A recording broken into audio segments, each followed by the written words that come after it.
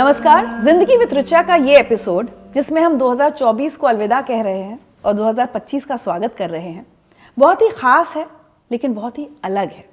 खास इसलिए है क्योंकि आज मेरे मेहमान हैं शास्त्रीय गायन का जाना माना नाम, बनारस की पहचान, पद्म भूषण पंडित साजन मिश्रा जी और उनके सुपुत्र स्वरांश मिश्रा। लेकिन जानते हैं ये एपिसोड अलग क्यों है?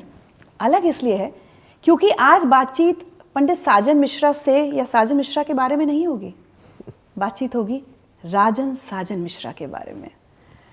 बहुत दुखद है कि शरीर से राजन मिश्रा जी आज हमारे साथ नहीं हैं क्योंकि कोरोना के दौर में वो हमें छोड़कर चले गए। लेकिन यकीन जानिए, जब जब जहाँ जहाँ आप साजन मिश्रा को देखेंगे ना, राजन मिश्रा की उपस्थिति वहाँ होती है, चाहे वो मंच हो या इस तरह की बातचीत। और ये मैंने खुद महसूस किया है, तो इसलिए आज की बातचीत बहुत अलग होगी। और मुझे नहीं लगता कि मैं राजन मिश्रा जी को कभी थे करके बात कर पाऊंगी। हमेशा राजन साजन की जोड़ी हमारे लिए है और रहेगी। बहुत बहुत स्वागत है पंडित जी हमारे इस एपिसोड में। काफ़ी देर से हुई ये बातचीत। हाँ, मुझे बड़ी शिकायत है कि इतने लोगों का इंटरव्यू मैं देखता रहता हूँ, ऋचा का कोई भी इंटरव्यू जहाँ भी ऑनलाइन स्क्रीन पे, हमें ये लगता था कि ये घर के होते हुए भी अपने घर वालों को ही याद नहीं कर रही हैं। लेकिन ये मेरी खुशनसीबी है कि आज ऋचा ने याद किया और हम सब यहाँ मिल रहे हैं। और वाकई जैसा कि ऋचा ने कहा कि राजन साजन मतलब शरीर दो था लेकिन आत्मा हम दोनों की एक है। और मुझे ये विश्वास है कि वो मेरे अंदर ही जीवित हैं। मैं कभी भी मतलब ऐसा महसूस नहीं करता हूँ कि मैं अकेला हूँ। मुझे हमेशा उनका सपोर्ट मिलता रहता है। इवन गाते समय भी मैं ज़रा सा भी उनको स्मरण करता हूँ तो वो आ जाते हैं और मेरे गले से गा जाते हैं। क्या बात है, कितनी बड़ी और गहरी बात कह रहे हैं पंडित जी। आप दोनों के बचपन की पहले हम थोड़ी सी समझना चाहेंगे। कितना साल का अंतर आप दोनों का और बचपन कैसा था आपका? अरे बड़ा सुहाना बचपन था हम लोगों का। 5 वर्ष वो बड़े थे लेकिन एकदम ही आप समझ लो कि फ्रेंडली थे वो। बहुत ही ज़्यादा मतलब उन्होंने हमें कभी महसूस नहीं होने दिया कि बड़ा भाई हूँ, जबकि वो मेरे गुरुतुल्य भाई थे, गुरु के समान थे। और मेरी शिक्षा मेरे पिताजी पंडित हनुमान मिश्रा जी, पंडित गोपाल मिश्रा जी से हुई, लेकिन ज़्यादा शिक्षा जो है ऑन द स्टेज पंडित राजन मिश्रा जी से हुई। तो वो मेरे गुरु भी थे, मेरे दोस्त भी थे, मेरे बड़े भाई भी थे। तो इस तरीके का रिलेशन बड़ा पता नहीं कुछ प्रकृति का ही देन था, कुछ ईश्वर को मंजूर था। और हम लोगों की मतलब आपको सुन के ताज्जुब होगा कि उनको अगर कोई खांसी जुखाम बुखार हुआ तो शाम तक मुझे भी खांसी जुखाम बुखार हो जाना, भले ही वो फ्लोर अलग ऊपर रह रहे हैं, मैं ग्राउंड पे रहता था। तो ऐसा हम लोगों का एक बॉन्डिंग हो गई, शरीर की भी आत्मा की भी।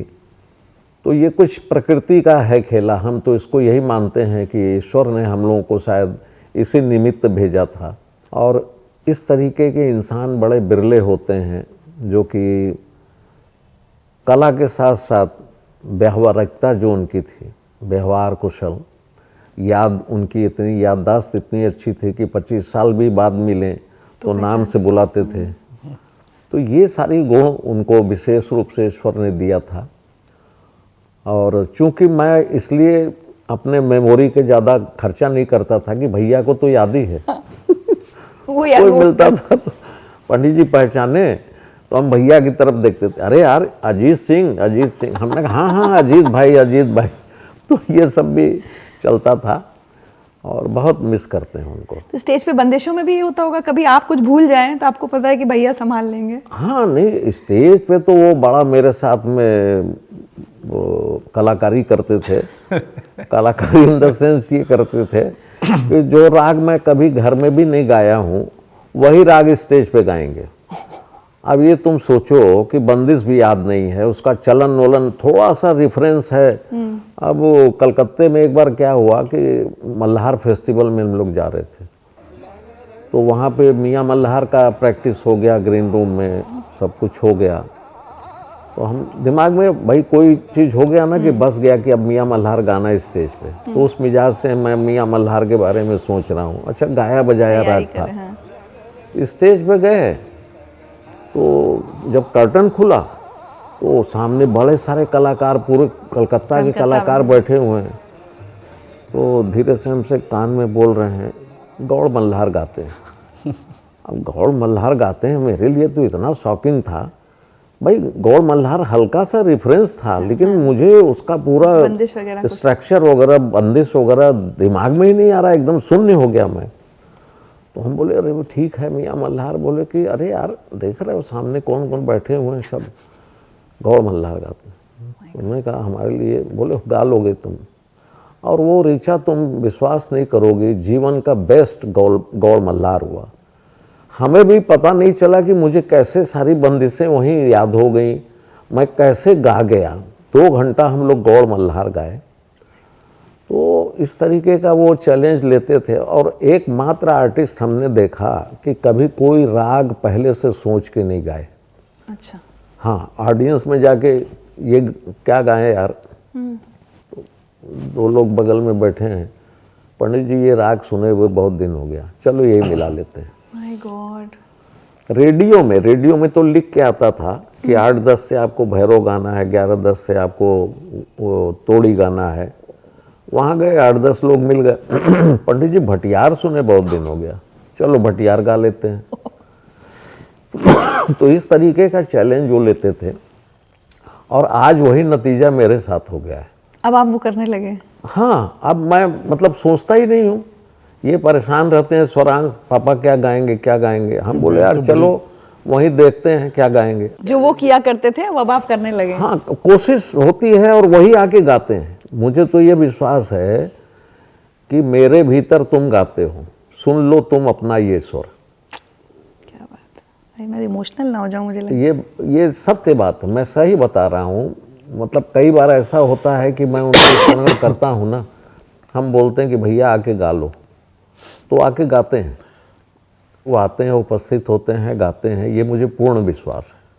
तो ये तो गुरुजी सारी दुनिया जानती है आप दोनों का रिश्ता, मतलब कैसा, मतलब हर कोई आप लोगों को राम लक्ष्मण, संगीत की दुनिया के राम लक्ष्मण कहे जाते हैं आप। लेकिन अगर वापस बचपन में जाऊं, मैं आपको बीच बीच में ना बनारस ले जाती रहूंगी। जरूर। तो बचपन में तो मार पीट भाइयों में, भाई बहनों में, सब में होती, तो वो तब, या आप शुरू से आपके लिए वो एकदम गुरु तुल्य थे, या बचपन में भाई होना? नहीं, बचपन में भाई थे, बात तक वो भाई थे। अच्छा। लेकिन वो होता क्या था कि उन्हें पिक्चर देखने का बहुत शौक था, फिल्म। हाँ। तो अच्छा, उस जमाने में दारा सिंह किंग कांग की फिल्म उनको बहुत पसंद आती थी, या शम्मी कपूर की फिल्म। तो एक जिक्र याद आ गया, बताते हैं। एक बार वो शम्मी कपूर की फिल्म देख के आए, जंगली। अब उनको ये लगा कि यार क्या सीन है, वो बर्फ़ से जो स्कीट करते हैं। तो हमारे घर में तखत था, बहुत बड़े बड़े तखत थे। उस तखत को उन्होंने 2-4 लोगों के मदद से उसको दीवार पे ऐसे खड़ा किया, 2 तखत को ऐसे जोड़ा, इंक्लाइन। हाँ, क्या बात कर रहे हैं? हाँ, वो सब उनके अपने दोस्त यार, जब उनके हम उम्र के थे, और हमारे वाले छोटे वाले भी थे। और ऊपर से मेरी मदर का जो पॉन्ड्स का पाउडर टेल्कम डिब्बा था, वो ले आके उस पर डाले। अब उस पर डाल रहे हैं तो सब स्लिप होकर नीचे गिर रहा है। तो फिर पानी छिड़क के उस पर जैसे आइस जमाते हैं, वैसे सफ़ेद सफ़ेद सफ़ेद पैचेज जमाए गए। अब वो दिमाग देखिए। अब वो सब करने के बाद, तो पहले के ज़माने में ना खूंटियाँ हुआ करती थी कपड़े उपड़े टांगने के लिए। तो तखत के पास में 2-3 खूंटियाँ थीं। तो उस खूंटी पर से चढ़ के आप वहाँ से स्कीट करिए और गाना गाते थे, चाहे कोई मुझे जंगली कहे, चाहे कोई मुझे।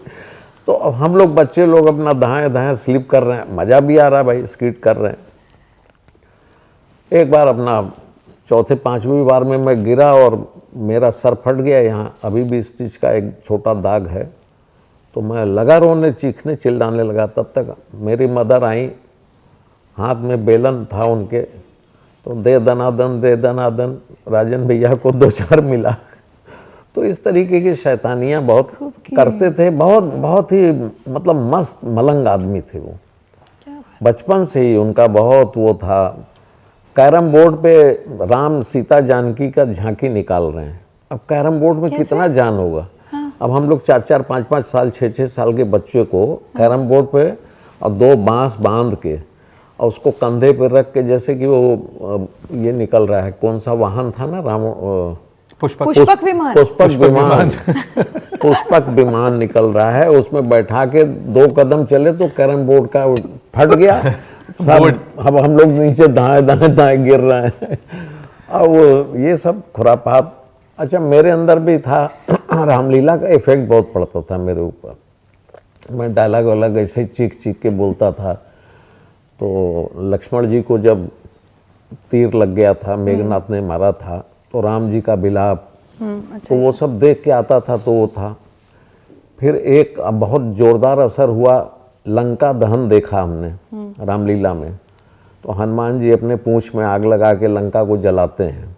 अब वो इतना बड़ा दिमाग में बैठ गया कि मैं भी एक टॉवेल को रोल करके और उसके पीछे अपना खोस के, और हमारा जो बेडरूम था हमारी मदर का, उसमें कुछ बुक्स वगैरह भी था रखे हुए, कुछ संगीत के भी किताबें थी, पिताजी का लिखा हुआ कुछ डायरी वायरी था।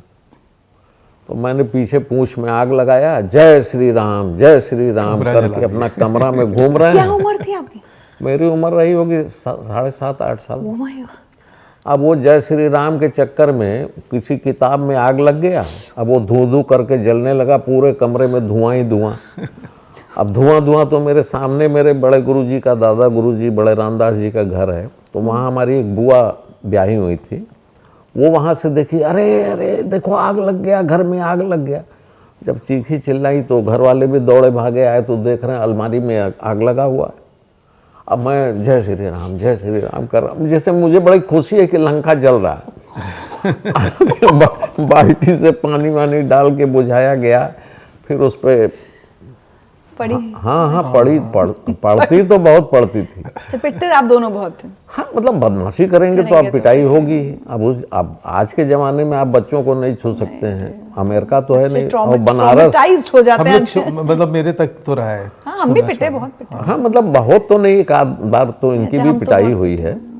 मम्मी ज़्यादा, पापा सिर्फ 2 बार। थोड़ा बहुत तो पिटाई होनी भी चाहिए। हाँ, नहीं था। क्योंकि अगर वो नहीं हुई तो याद क्या रहेगा। तो ऐसे ही है, बचपन तो बचपन था, लेकिन हम लोगों ने बचपन को भी जिया और युवा अवस्था को भी जिया और ये पौधा अवस्था को भी जी रहे हैं, वैसे ही खुशी। जीवन इसी का नाम है। जीवन इसी का नाम। गुरुजी, पता है आपके जरिए ना मैं एक उस समय के बनारस की कल्पना करूंगी। अपने घर के बड़े बुजुर्गों से भी बनारस का बड़ा सुनते हैं, उस समय का बनारस, बिल्कुल गलियां हैं, लेकिन कल्चरली हमेशा बनारस सांस्कृतिक तौर पर बहुत जीवंत शहर रहा है ना? बहुत जीवंत। आप कलाकारों का ही परिवार था, लेकिन उस समय कलाकारों के परिवारों की जैसे आर्थिक स्थिति कैसी हुआ करती थी? नॉर्मल, या मतलब बहुत पैसा तो नहीं होता होगा? नहीं, कैसा? बस खाते कमाते थे, उनको उससे ज्यादा की इच्छा भी नहीं थी शायद ना। उनका कहना ही ये था कि साईं इतना दीजिए जामे कुटुंब समाए, आप न भूखा रहिए, ना अतिथि न भूखा जाए, या साधु न भूखा जाए। तो उनकी इच्छाएं ऐसी नहीं थी। उनको कोई मतलब ग्लैमर बहुत ज़्यादा पसंद नहीं था। हमारे पिताजी को तानसेन अवार्ड मिला तो बहुत सारे पेपर में फ्रंट पेज पे न्यूज आ गया, तो हम लोगों को तो बड़ी खुशी हुई। पिताजी के पास आए, बोले ठीक है यार, रखो, तुम देखो, हमको तो मिल गया, अब हम क्या देखें, बताइए। तो पेपर देखना, ये सब करना, अच्छा वो स्वभावतः हम लोगों के अंदर में भी आ गया। दिल्ली 50 साल हो गया रहते हुए, कभी भी पेज 3 वाले पर्सन बनने का ख्वाहिश नहीं रहा। तुम तो देख रही हो आज कितने वर्षों से, तुमसे सबसे पहली मुलाकात हुई थी झांसी में, स्पीक मैके के, मैं कॉलेज में थी शायद तब। उस समय कॉलेज में थी। हम लोग को ले आके फूल दी तुमने, आपको याद है? अरे वो याद भी है, शायद फोटो भी है मेरे पास। अच्छा। तो बस सेवा भाव है और संगीत को सच्चे मन से करने का एक पिताजी ने हमारे एक कैप्सूल डाल दिया हम लोग के अंदर में कि ये मत सोचना कि ये छोटा प्रोग्राम है। हर प्रोग्राम तुम्हारे जीवन का सबसे सर्वश्रेष्ठ प्रोग्राम होना चाहिए। तो अपना जो सर्वश्रेष्ठ है वो देने का प्रयत्न करना। तो हम लोग मंदिरों में गाए बचपन में, तो सब शुरुआत आपकी संकट मोचन से हुई थी ना? अरे उसके पहले और भी मंदिर है। अच्छा। वहाँ पे नरसिंह बाबा का एक मंदिर था, सत्यनारायण मंदिर था, पुराना विश्वनाथ मंदिर था, बड़े गणेश मंदिर था। तो वहाँ हर 15-20 दिन में किसी न किसी भगवान का श्रृंगार हो, तो वहाँ कलाकार लोग जाते थे। तो वैसे हाजिरी 7-8 साल की उम्र से हमारी शुरू हो गई। भैया सीखना कब 12-13 से साल। शुरू किया? हाँ, तो सीख कब से रहे थे? 4 साल? 5 साल। ओह, 5 साल में गंडा बंधन हुआ, उसके 4 साल 3 साल से तो बंदिश। जैसे माँ हमारे सोती थी बीच में, हम दोनों भाई अगल बगल, तो सुबह सुबह वो भैरव हमारे गुरुजी की एक रचना सुने है। जो आपने सबसे शुरू में बचपन की सबसे सीखी हाँ, हुई। पहली बंदिश जो है वो भी माँ से। हाँ। अच्छा, माँ से बताइए। हाँ, तो चूंकि पिताजी तो थे ही और घर में हर समय संगीत माहौल ही होता है। संगीत चलता था। तो वो बंदिश थी,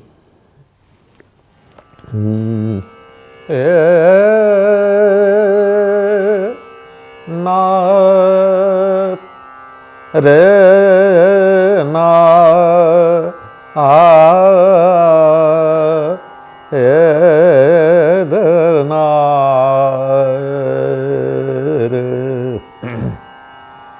मोहन जागो भोर भैलवा, मोहन जागो भोर भैलवा, अब काहे मैं नाल सिलवा, मोहन जागो भो। अब उसमें देखो, अब क्यों नैना को अलसाए हो, अब उठ जाओ। तो हमारे घर के पास में कबीरदास जी का मंदिर है, तो वहाँ 4:30 बजे का एक बेल बजता था और 5 बजे का बेल बजता था। तो उसके बाद वहाँ आरती होती थी। तो ठीक 5 बजे हम लोगों को उठा दिया जाता था। अब उस समय नैना अलसाए हुए हैं, भाई इधर कर रहे हैं, हम इधर कर रहे हैं, तब तक वो शुरू हो जाती थी, मोहन जागो भोर भैलवा। तो इस तरीके से हम लोगों का जीवन का लालन पालन, हमारे माता पिता, हमारे चाचा चाची, हमारी दादी, मतलब इतना केयर किया है उन लोगों ने कि बता नहीं सकते हैं। हमारी दादी इतना प्यार करती थी, तुम सोचो कि उस जमाने में हम लोगों को अपटन लगाया जाता था। अपटन तुम जानती होगी, बेसन और हल्दी का। बेसन हल्दी, उसमें बादाम और चिरौंजी ये सब पीस के अपटन लगाया जाता था।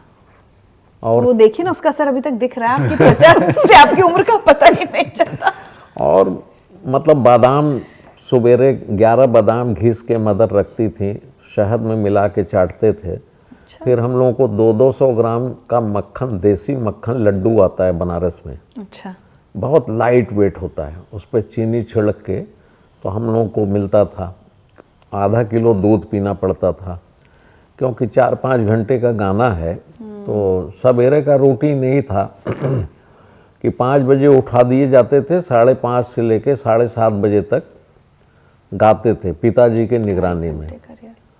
और उसके बाद में 7:30 बजे से 8 बजे के बीच में आप तुरंत तैयार होइए, स्कूल जाइए।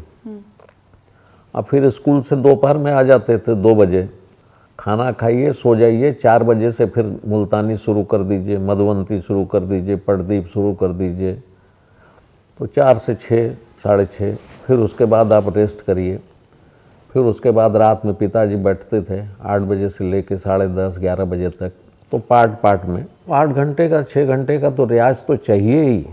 अगर जीवन में इतना भी नहीं किया तो क्या हुआ। पंडित भीमसेन जोशी जी 16 घंटे रियाज करते अब ये लोग करते हैं, अगली पीढ़ी? नहीं जी। ये लोग भैया कुछ भगवान की तरफ से लेके आए हैं। हम लोग मेहनत करके पाए हैं, ये लोग बिना मेहनत के ही कमा लेते हैं।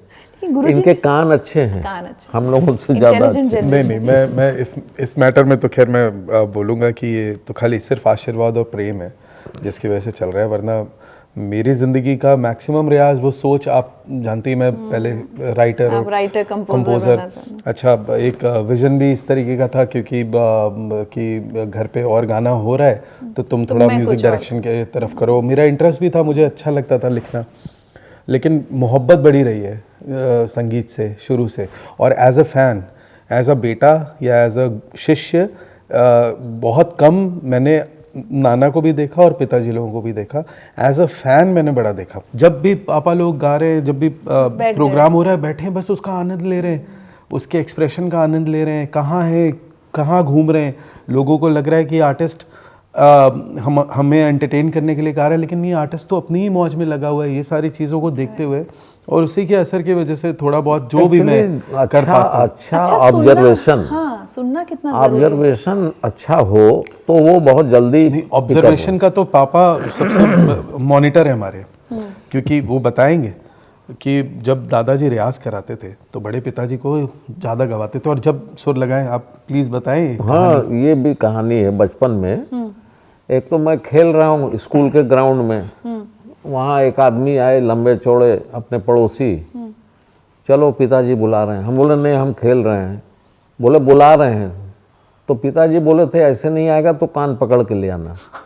अच्छा, वो क्या कान पकड़ के कान से ही उठा के ले आए। अब मैं इतना बड़ा सा, मेरा शाम तक में कान ऐसे फूल के ऐसा हो गया। मेरी दादी बहुत चीखी चिल्लाई। अच्छा, अब आ गए, बैठ गए। अब भैया गा रहे हैं तो भैया बैठाए हो गाने के लिए, तो मैं भी एंटर हो रहा हूँ गाने के लिए। सुनो बेटा, सुनो, धीरज रखो, सुनो। अब सुनो। अब उस समय मन में इतना क्रोध आता था कि एक तो कान से पकड़ के उठा लाए गए, और ऊपर से जब गाने लग रहे हैं तो रुको, सुनो, ध्यान से देखो। तो उस समय बहुत तकलीफ होता था मन को कि हमेशा रोक दिया जाए। अब बीच बीच गाने के बीच में, हाँ चलो एक तान मार दो तो। अच्छा, अब ऑल ऑफ सडन मतलब अब चलो उन्हीं की कृपा थी, तान आ जाए, वाह वाह, खुश रहो, जीते रहो, बस सुनो बेटा। तो उस समय बुरा लगता था, लेकिन अब ये समझ में आया कि अगर सुनना भी आपको आ जाए तो आपकी पूरी तालीम हो जाती है। क्या बात है। हम लोग को 2 घंटा गाना गवाते थे और 1 से 1.5 घंटा लेक्चर देते थे पिताजी, और हर बुजुर्गों के बारे में बताते थे कि बेटा आय हाय हाय हाय, फैयाज खां साहब ऐसे सुर लगा दिए तो लगे कि रोशनी हो गया। हाँ, अरे पटवर्धन जी इस जमीन पे तराना गा रहे हैं, अरे ये फलाना, मतलब हमेशा किसी न किसी का Appreciate करना। और हाँ, पंडित बड़े रामदास जी तान मार रहे हैं तो लग रहा है कि चक्रव्यूह की रचना कर रहे हैं। अब उनको हम देखे तो नहीं है, लेकिन वो हमको अपने आँख से कह के दिखलाते थे। क्या बात है। हर आर्टिस्टों को उन्होंने दिखलाया। हाँ, हम लोग भाग्यशाली रहे, पंडित ओमकार नाथ ठाकुर जी को देखने का सौभाग्य मिला, अपने बड़े गुलाम अली खां साहब, नजाकत सलामत खां साहब, इन लोगों को मिलना, इन लोगों को देखना, उनका आशीर्वाद मिलना। पंडित रविशंकर जी अब यहाँ दिल्ली आते थे तो अपने घर बुलाते थे। उनकी तो आपके साथ को बैठ की जमती थी। हाँ, तो वो 1 घंटे हम लोगों को अपने साथ कमरे में ले जाते थे, अंदर ले जाके चलो जोक सुनाओ। बनारसी जोक्स। बनारसी जोक्स। और तो हम लोग कुछ ऐसे ही वेजिटेरियंस जोक ये सब करते, बोले बढ़िया वाला जोक सुनाओ ना, बढ़िया।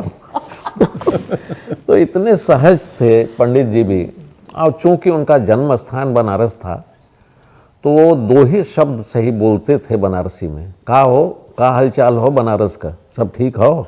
बनारस को बहुत मिस करते थे। बहुत मिस करते थे। तो ऐसे लोगों का सानिध्य, उस्ताद अली अकबर खां साहब का, विलायत खां साहब का बहुत सानिध्य मिला हम लोगों को, बिरजू महाराज जी का मिला, पंडित भीमसेन जोशी जी का, जसराज जी का मिला। तो ऐसे लोगों का सानिध्य मिलना भी अपने आप में बहुत भाग्य की बात, ब्लेसिंग्स। गुरुजी, बनारस पे अगर मैं कहूँ, आज की स्वरांश बच्चों पे जरा से कहते थे ना, वो पीयर प्रेशर, हर बात में प्रेशर, अरे बच्चे पे बहुत प्रेशर आ गया। मैं सोचती हूँ जो बच्चा, मतलब आप लोग सिर्फ अपने परिवार के संगीतकारों को तो छोड़िए, कबीर चौरा पूरा भरा बनारस, तो इधर देखो तो गिरजा देवी, रविशंकर, बिस्मिल्लाह खां, मतलब मुझे लगता है कि बनारस के बच्चों पे उस समय कितना प्रेशर होता होगा कि क्या करना है जीवन में, इतने सब कलाकारों के बीच। देखो क्या था, गुरु होता है ना, तो वो कभी प्रेशर नहीं बनने दिया। अब हमारे जो दादा गुरु थे पंडित बड़े रामदास जी, गायनाचार्य जी, क्या सीख दे गए कि किसी को सुनने जाओ तो विद्यार्थी बन के जाओ, ताकि कुछ ले सको। और तुम गाने बैठो तो तुम्हारे सामने तुम्हारे उस्ताद भी बैठे हो तो उनको विद्यार्थी समझो, अपने आप को उस समय उस्ताद समझो। क्या बात है, वाह, बहुत बड़ी बात है, बहुत बड़ी बात। तब तुम्हारा कॉन्फिडेंस बढ़ेगा। अब स्टेज पे बैठे हम लोग, कितना ऐसा अवसर हुआ, सामने विलायत खां साहब, अमजद भाई, अपने भीमसेन जी, जसराज जी। जब हम लोग 74 में पहली बार सवाई गाए तो तुम सोचो कि सामने भीमसेन जी, गंगूबाई हंगल जी, फिरोज दस्तूर जी, हीराबाई बडोदकर जी, जसराज जी, बसंतराव देशपांडे जी, इतने बड़े बड़े नाम सामने बैठे हुए हैं सुनने के और लिए। आप अपने क्या अर्ली 20s में हुए मेरे ख्याल से आपके, है ना? उस समय मेरा 17 साल का उम्र था, 22 साल के भैया। भैया, हाँ। तो ऐसे दिग्गजों के सामने तो पसीने छूट जाएंगे। सही बात है। लेकिन वहाँ गुरु का वाक्य कि ठीक है, जो हमारी साधना है, जो हमको आता है, हम इनके श्री चरणों में प्रस्तुत करेंगे। एप्रिशिएट कर लिए तो हमारा भाग्य है, लेकिन हम इस समय स्टेज के बादशाह हैं। तो उस मिजाज से गाए, तब उन लोगों ने, सब लोगों ने आशीर्वाद दिया। वहाँ स्वाभिमान था, अहंकार नहीं था। और अहंकार को हमारे पिताजी ने बचपन में ही, मतलब हथौड़ी से कूच कूच के अहंकार नाम की चीज़ हम लोगों के अंदर से मिटा दिया। कैसे, क्या कहते थे? ये बोले, बेटा अहंकार कभी मत करना है, हमेशा दुआ में रहना। दुआ लेते रहोगे, दुआ क्या बोलते थे पिताजी वो अम्ब्रेला का काम करेगा। कोई दुश्मन भी तुम्हारे ऊपर पत्थर फेंकेगा ना, अम्ब्रेला से लड़के पत्थर चला जाएगा, अगर दुआ लिए होगे। ऐसी छोटी छोटी बातों से, उदाहरण से उन्होंने हम लोगों के जीवन को सार्थक कर दिया। चलिए आगे बढ़ने से पहले आपको एक मैसेज सुनवाती हूँ। पंडित जी नमस्कार, मैं कबीर चौरा में आपका पड़ोसी हेमंत शर्मा। मुझे देखकर आप अचंभित हो रहे होंगे, पर ऋचा अनिरुद्ध ने मुझसे कहा है कि मैं आपके बचपन की कुछ बात बताऊं पड़ोसी होने के नाते। पर मैं ऐसा कुछ नहीं कहूंगा, कोई भेद नहीं खोलूंगा जिससे आप असहज हों। काशी की संगीत परंपरा को दुनिया भर में गुजारने वाले पंडित जी हमारे मित्र हैं, यह मेरा सौभाग्य है। पंडित राजन साजन मिश्र की संगीत परंपरा बहुत समृद्ध रही है। काशी में गायकी की 400 साल पुरानी परंपरा के ये प्रतिनिधि हैं। पर काशी और संगीत का ये दुर्भाग्य रहा कि जब ये जोड़ी अपने चरम पर थी, अपने शिखर पर थी, तो कोरोना के क्रूर हाथों ने पंडित राजन जी को हमसे छीन लिया। साजन जी और मेरा रिश्ता कोई 50 बरस पुराना है। मेरे और साजन जी के घर के बीच में एक सड़क थी। हमें संगीत सुनना होता था तो सड़क के उस पार जाना होता था, और साजन जी को पान खाना होता था तो सड़क के इस पार आते थे। साजन जी की यह सहजता और सरलता काशी वासियों को आज भी मिलती है। साजन जी जितने भी बड़े हो गए हों, संगीत में के जिस भी शिखर पर पहुंचे हों, आज भी जब वो अपने को रिचार्ज करने का मन करता है उनका, तो वो काशी जाते हैं और उसी पान और चाय की दुकान पर बैठकर वैसी ही अड़ी लगाते हैं जैसी अपनी शुरुआती दिनों में थी। एक बात और है इस कलाकार की सहजता का। एक बार साजन जी को किसी ने पूछा कि आप तो पद्म भूषण हैं, पीएचडी भी मिली हुई है आपको, तो क्यों नहीं आप अपने नाम के आगे पद्म भूषण डॉक्टर साजन मिश्र लिखते हैं। साजन जी की सरलता और सहजता ये नमूना था कि साजन जी ने उसे तुरंत जवाब दिया कि हमें राजन साजन ही रहेगा। यह सहजता और सरलता ही साजन जी को शिखर पर पहुंचाती है। अब साजन जी के साथ स्वरांश दे रहे हैं। स्वरांश को लंबा सफर तय करना है। मेरी शुभकामनाएं स्वरांश के साथ हैं। स्वरांश आपको अपने परिवार की 400 साल पुरानी संगीत की विरासत संभालना है। मेरी अनंत मंगल कामनाएं आपके साथ। ऋचा जी, इस खूबसूरत कार्यक्रम में मुझे बुलाने के लिए आपका आभार, और पंडित जी आपको प्रणाम। वाह, कमाल है। और मजे की बात यह है, सीक्रेट्स निकलवाने की कोशिश की थी, वो उन्होंने कुछ बताया नहीं। एक्चुअली सीक्रेट इनके बड़े भाई के पास था। अच्छा। शरद जो हैं इनसे बड़े, वो मेरे क्लासमेट थे। अच्छा। तो ये हमारे छोटे भाई हैं, मित्र भी हैं, और ऐसा कुछ सीक्रेट था नहीं। अरे आप लोग की बहुत बदमाशी की बातें सुनी है मैंने। बस बदमाशी तो देखो क्या है कि थोड़ी बहुत होनी चाहिए ना, बैलेंस। अपना एक अच्छाई और बुराई दोनों होनी चाहिए इंसान के अंदर में। तो ऐसा हम लोग कुछ गंदगी वाली कुछ भावनाएं ऐसा कुछ नहीं, हाँ मौज मस्ती करते थे। और चूंकि स्कूल बगल में था, कॉलेज भी डीएवी डिग्री कॉलेज बगल में था, तो कहा जाता है ना मोहल्ले का डॉग भी जो है शेर की तरह दहाड़ता है। तो हम लोग भी वैसे ही दहाड़ते थे, लेकिन ऐसी कोई बदमाशियां नहीं थी। पिताजी हाँ, अपने एंगर स्ट्रिक के लिए काफी पॉपुलर हाँ, थे। गुस्सा। हाँ लिटरली कि दो लड़के अगर मुझसे पंगे ले रहे हैं तो तीसरा आके बोल रहा है कि अरे चचा का लड़का हूँ मैं। अच्छा, मुझे बोल रहे हैं कि वो चचा के लड़के हैं, तुम जानते नहीं हो पंडित, मतलब वो तो दबदबा बड़ा बना रहता था। बट सुरांश एक बात बताओ, सिर्फ आपसे ही नहीं, चाहे रितेश रजनीश हो गए, मैं तो कहती हूँ अनुष्का हो गई, अमान अयान हो गए, राहुल हो गए, सब बच्चे, आप छठी पीढ़ी हुए? हाँ, है ना, sixth छठी। generation। कितना प्रेशर होता है अपने माता पिता, अगर आपके कोई बहुत देश दुनिया के जाने माने शास्त्रीय कलाकार हों, आपके ऊपर परफॉर्मेंस प्रेशर कितना होता है? देखिए वो तो जाहिर सी बातें हो गई। अब एक इसका बड़ा सुंदर वाक्य ये कि स्कूल में हमेशा, मैं बड़ा शॉर्ट में इसको बताता हूँ कि मुझे हमेशा मेरे मित्रगण और सब लोग बोलते थे, क्योंकि पिता नाना ऐसे हैं, सब लोग दिख नाना ही जी रहे भी हैं। आपके तो बिरजू महाराज जी। महाराज जी तो पोस्टर्स लगे हैं, बैनर लगे हुए हैं, न्यूज़पेपर में छप रहे हैं, भाई उनका बेटा स्कूल में पढ़ रहा है। तो मेरे दोस्त यार हमेशा बोलते थे तेरा तो आसान है भाई, तुम्हारे को तो मिला हुआ है, प्लेटफॉर्म मिला हुआ है, तुम तो जैसे स्कूल से निकले तुम्हारा तो हो गया काम धंधा चालू। अब मैं भी इस बात को सोचता था, लेकिन ये रिवर्स ऑर्डर हो गया। उसमें चक्कर क्या है कि आपकी बुद्धि और आपका मन आपका साथ न दे तो आप कभी भी इस गद्दी के वारिस या आगे इसको ले जाने वाली पीढ़ी नहीं बन सकते। आपको वहाँ पे परफॉर्म करना है। मेरे दोस्त यार तो बैठ गए अपने बिजनेस के उसमें धंधे पे बैठ गए, उन रजिस्टर खोल लिया, उन अपने पिता से सीख लिया कि कहाँ से क्या ऑर्डर लेना है, ये सारी चीज़ें।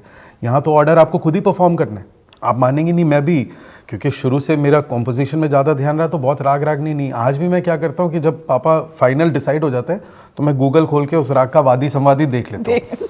अब वो देखने का उसका मैटर गूगल वाली पीढ़ी आ गई। नहीं, उसका मैटर क्या है, क्योंकि शुद्धता, उस राग की शुद्धता और कहाँ किस तमीज़ से आप उस राग को पेश करेंगे, वो पापा लोगों ने इतना बड़ा स्टैंडर्ड उसका सेट किया हुआ है कि अगर कोई एब्रप्ट अवरोह या आरोह का राग है जिसमें वक्र चाल चल रहा है, सामा गपा चल रहा है, तो वो सागा मपा आप नहीं कर सकते। अब सानी ध म प ध ग म ग रे सा बागेश्री का आना है, यहाँ पे आके थोड़ा सा एक प्रेशर फील होता है, लेकिन उसके साथ साथ ज़्यादा प्राउड फील होता है। आज आप लोगों का गाना सुने तो मुझे जो सबसे खास बात लगती है कि गाना एक ही समय पे एंटरटेनिंग भी है, कमर्शियल भी है, स्पिरिचुअल भी है। ये आप कैसे हासिल कर लेते हैं? तान सरगम भी वहीं अपने जगह पे, शांति भी अपने जगह पे है, उसकी स्पिरिचुअलिटी भी अपने जगह पे है। उसमें ये परफॉर्मेंस जो है ऑडियंस के लिए या कलाकार द्वारा हो ही नहीं रहा है, ये ईश्वर का काम हो रहा है। वो एक से कैसे कनेक्शन होता है, वो कनेक्शन बैठाने का जो है वो जिम्मेदारी जरूर महसूस होती है। पर गुरुजी आपको लगता है क्या कि ये समाज थोड़ा अनफेयर हो जाता है अगर रितेश रजनीश और सुरांश की बराबरी हमेशा राजन साजन से की जाए, अनुष्का के सितार की बराबरी हमेशा, अरे वो रविशंकर वाली बात नहीं, ये आप हमेशा सुनेंगे, एक हमेशा होता है। अमान अयान बहुत दुखद है, दुखद है ना, और हो भी नहीं सकता है, क्योंकि इंसान अकेला पैदा हुआ है, अकेले मरेगा। तो आप कैसे कल्पना कर सकते हो कि अमजद अली खां अमान में आ जाएंगे या अयान में आ जाएंगे? आ ही नहीं सकते। हाफिज़ अली खां साहब अमजद अली खां साहब के अंदर नहीं आए। अपना स्वयं का क्रिएशन करता आदमी, ये सेल्फ एक्सप्रेशंस की बातें हैं। आप जो भी गाते बजाते हो, तालीम आपकी अलग होती है, शिक्षा अलग होती है, लेकिन आपका एक्सप्रेशन, सेल्फ एक्सप्रेशन क्या है, वो आपके संगीत में दिखता है। आज इतना अच्छा अमान अयान है, अनुष्का है, मतलब कोई भी जो भी इतने बड़े बड़े लीजेंड के बच्चे हैं, रितेश रजनीश हैं, क्यों आप कंपेयर कर रहे हो राजन साजन से? तालीम तो दिखेगा कि भाई यहाँ राजन साजन मिश्रा इस तरीके से रागों का बढ़त करते थे, वो तो दिखना ही चाहिए, हर शिष्य में दिखना चाहिए। लेकिन उनका वॉइस कल्चर अलग है, राजन मिश्रा का वॉइस कल्चर अलग है, राजन मिश्रा का ईयर सेंस अलग था, तुम्हारा ईयर सेंस अलग है, तो क्यों कंपेयर क्यों करते हो? बड़े गुलाम अली खां साहब से कंपेयर मुनव्वर अली खां साहब, इसी में बेचारे, जबकि इतने बड़े विद्वान गुणी कलाकार थे वो और बहुत अच्छा गाते थे। गुलाम अली खान साहब वाली बात नहीं है। अरे ये भैया बात ये नहीं है, बड़ा हाँ, नहीं, वो unfair है। ढूंढने की ये जब unfair खुशबू है। अलग है तो फिर अच्छा, अब ये इसका बिल्कुल उलट सवाल आपसे पूछती हूँ मैं। एक हो गया कि ये बच्चों के ऊपर बड़ा प्रेशर है, दूसरा जो हम बॉलीवुड में नेपोटिज्म की बात करते हैं वो कभी कभी वो क्लासिकल की दुनिया में भी उठती है कि शागिर्द तो बहुत सारे होते हैं लेकिन राइज ज्यादातर सारे कलाकारों का बच्चा ज्यादा कर जाता है। इसको आप कैसे एक्सप्लेन करेंगे? नहीं, देखो राइज इसलिए कर जाता है क्योंकि एक तो वो उसके खून में है, फादर के तरफ से वो गिफ्ट मिला हुआ है, दादा परदादा का गिफ्ट मिला हुआ है। दूसरी बात ये है कि घर के बच्चों का ऑब्जर्वेशन, तुम बिलीव नहीं करोगी, हमारे घर में बहुत सारे शिष्य, कम से कम 8-10 शिष्य जो हैं वो डेली 5-6 घंटा गुरुजी रियाज करवाते थे, राजन भैया। अच्छा। हाँ, और सिखाने का उनको भी बहुत शौक था और 5 घंटा 4 घंटा से नीचे किसी को सिखाते नहीं थे। रितेश रजनीश को कभी बैठा के सिखाते हुए हमने नहीं देखा, स्वरांश को बैठा के सिखाते हुए नहीं देखा। अच्छा। बट दूसरों को सिखा रहे हैं लेकिन इनके कान में वो शिक्षा जा रही है और ये नीचे बैठ के वो शिक्षा को ले रहे हैं, वो सामने बैठ के वो शिक्षा को नहीं ले पा रहे हैं। फर्क ये हो जाता है। बहुत अच्छे शिष्य हैं हमारे, बहुत अच्छे गा बजा रहे हैं आज ईश्वर की कृपा से। पहला तो क्या है कि आपका वैसा दिल होना चाहिए। मेरे पिताजी बोलते थे, बेटा ये प्रार्थना है, अपने अंदर बैठे हुए परमात्मा को रिझाने की प्रार्थना है जो आप सस्वर कर रहे हैं। क्या बात। और ये बातें हम अपने शिष्य को भी बताते हैं, अपने बच्चों को भी बताते हैं और शिष्य को ज़्यादा बताते हैं। और घर में इसलिए रहेगा क्यों, अब हम लोगों के यहाँ तो ये है कि समाज में ऐसी दृष्टि है, हमारी संगीत वाले ही घर में शादी होगी। अब परंपरा बदल गई, तो हमारी वाइफ आई तो वो भी संगीत परिवार से आई, हमारी मदर आई तो वो भी संगीत परिवार से आई, तो वो तो प्लस थोड़ा होता ही गया ना। वो बहुत मतलब जेनेटिक्स आप कहते हैं कि वो मैटर जेनेटिक्स, करते हैं। हाँ। अब रहा बात ये कि आप अगर शिष्य ये शिकायत करता है तो गुरु को दुख होता है। गुरु तो पूरी परिश्रम के साथ में तुमको दे रहा है। आपको अगर कोई बंदिश सीखनी है तो गुरु के पास आके सीखिए। आप रिकॉर्ड से सुन के बंदिश, हमारा कंपोजिशन गाएंगे तो उसमें हृदय भाव नहीं आएगा, हमारे एक्सप्रेशंस उसमें कैसे देखोगे तुम? तो ये फर्क हो जाता है। और लोग तो कहने की बातें तो हजारों बातें हैं, कुछ तो लोग कहेंगे। आज पापा लोगों का भी जो गाना है, जो पापा बोल रहे हैं कि मतलब सबका अपना खुशबू है, सारी चीज़ें, ये हमें थोड़ा गिफ्ट एज अ घर का सदस्य मिल जाता है कि हम इस बात को देखते रहते हैं कि कैसे हमारे गुरु पिता ने अपने साउंड को फिगर आउट किया। हालांकि वो इंस्पिरेशन बहुत सारे कलाकारों से आ रही है। बड़े पिताजी आमिर खान साहब से काफ़ी, लेकिन दादाजी से उन्होंने लिया, बड़े रामदास जी से लिया, सबसे लिया, लेकिन उसको सब कुछ को लेके अपना साउंड कैसा उन्होंने बनाया, टाइमिंग क्या बनाई, शब्द कहाँ गिराया। ख्याल में भी वो इतने सतर्क रहते थे कि अगर कोई एक वर्ड है तो वो शब्द कहाँ कौन से सुर पे गिरेगा।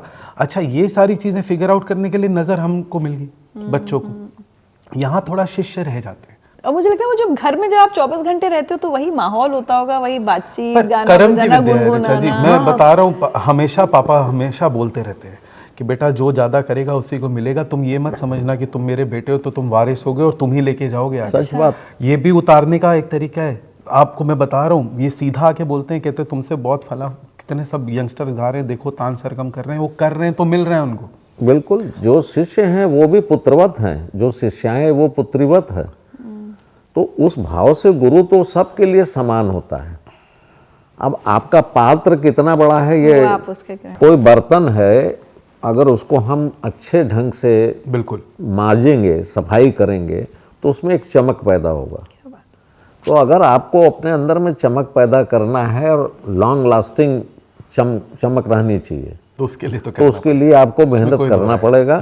और हमेशा लोग तारीफ ही करते हैं, बुराई करने वाले गुरु होते तो होता है घर जाके कभी कि क्या क्या गाया बेकार। हाँ, नहीं मतलब जिस दिन ठीक नहीं गाते हैं उस दिन उनको इनडायरेक्टली थोड़ा सा, क्योंकि ऐसा भी नहीं करना है कि वो शॉक्ड हो जाएं, लेकिन उनको समझ में आ जाता है एक्सप्रेशन से। अच्छा, आप हमेशा राजन जी से थोड़ा सा पीछे रहे, आपने हमेशा एक हाँ, है ना नहीं, छाया में रहना आपने हमेशा एक स्वीकार बिल्कुल, किया। हाँ नहीं, मतलब घुटने से घुटना मिला के कभी नहीं बैठे, उनसे एक कदम पीछे चले, जबकि फ्रेंडली थे हम लोग। साथ में फिल्म देखने से लेके कोई भी कैसा भी शो है अमेरिका में, जुबली शो है, फलाना जमकाना, कोई ऐसी जगह नहीं है जहाँ से उन्होंने मुझे दर्शन न करवाए हों।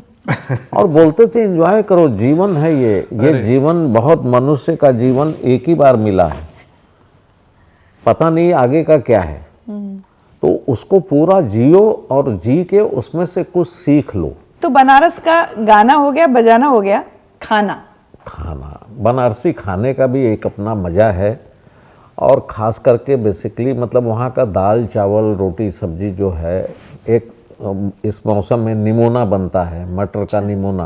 अच्छा, तो ये सब बहुत, बनारस का चाट, तो ये सब मैं बहुत। तो वो एक बार नवंबर में मलइयो खाया था, मुझे मलइयो तो खैर बहुत ही फेमस चीज़ है, और ख़ास करके सर्दियों में ही होता है। मलाई की पूरी होती है, मलाई पाग होता है, तो बनारस में खाने पीने का बड़ा शौक़ रहा है। और चूंकि पिताजी को भी शौक़ था खाना खाने का भी, बनाने का भी, तो वो शौक़ थोड़ा मेरे अंदर आ गया। जो कुकिंग सिनेरियो है ये सब आप लोगों का यूएस टूर और जर्मनी और ये हाँ, सब काम आता था। टूर में ना, वहाँ एक बड़ी यादगार चीज बनी। वो घटना। हुआ क्या कि हम लोग वहाँ थे, महर्षि महेश योगी के साथ टूर कर रहे थे, तो 1 महीने का था music for world peace tour, बहुत बड़ा टूर हुआ था 86 में। तो हम लोग अमेरिका और जर्मनी में हम लोगों को टूर करना था। तो जर्मनी में उस समय महर्षि महेश योगी जी के ही उसमें आश्रम में हम लोग ठहरे हुए थे। तो वहाँ जो खाना मिलता था बिल्कुल सात्विक, मतलब सिर्फ हल्दी नमक डाला हुआ, कोई तड़का वड़का कुछ नहीं, एकदम सात्विक खाना। और वैसे ही लौकी का सब्जी, जो भी सब्जी बने, सिर्फ नमक हल्दी।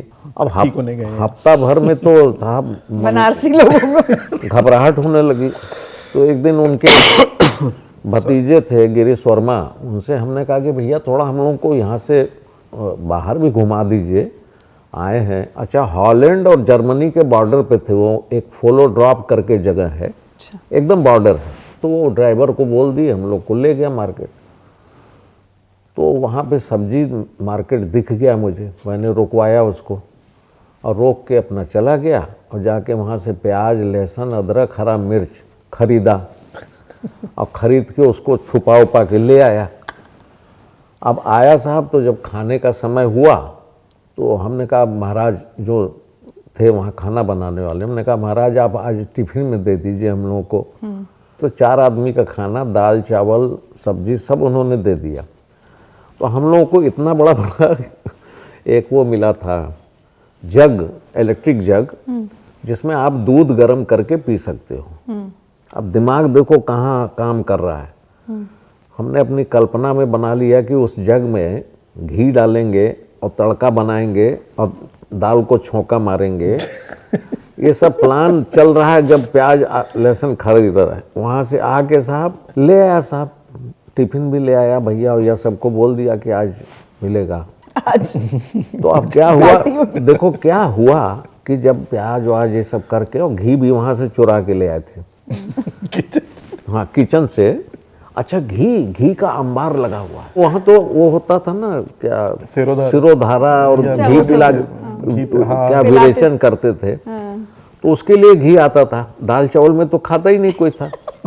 तो हम वहाँ से एक टीन उठा लाए 2 किलो का, चाकू वहाँ से ले आए, सब कर और के साहब इतना देसी घी डाल दिए उसमें, इलेक्ट्रिक केटल में। हाँ, अब वो कड़कड़ जब गर्म हो गया जीरा उरा सब वहाँ से लाए थे, जीरा उरा डाले, अदरक डाले, हरा मिर्चा डाले, प्याज डाले, लहसुन डाले, और डाल के दाल जब उसमें छौंक गया,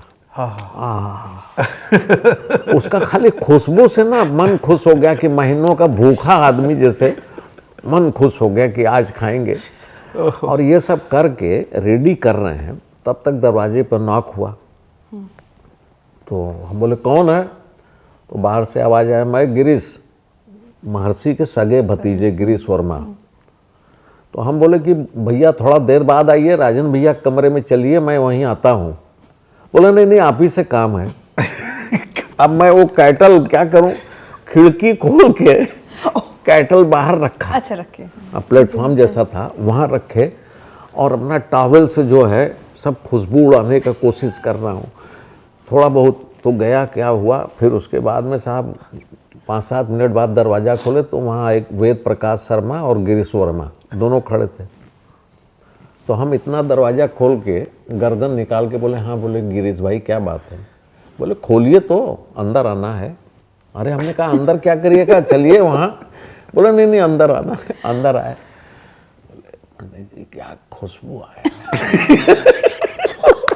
हमने कहा गिरीश भाई अच्छा, इस कंडीशन पे यहाँ से ले गए थे कि आप लोगों को 2 महीना लहसुन प्याज ये सब कुछ नहीं मिलेगा, है ना, ये मस्तीबाजी नहीं चलेगी, सीरियस एकदम।